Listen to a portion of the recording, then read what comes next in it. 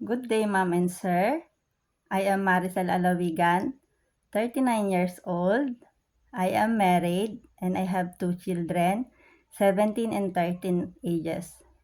I am from Isabela, Philippines, and I have working experience in Hong Kong for 1 year and 20 days.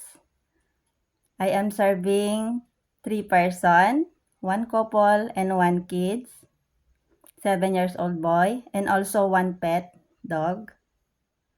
My main duty, cleaning the house, washing plate, wash the clothes, and cooking, and going market.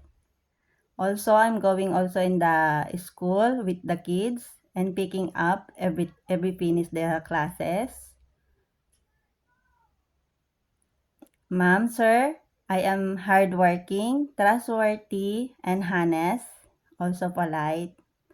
If you give me a chance to work to your family, I will promise I will do my best and and I am I will do my best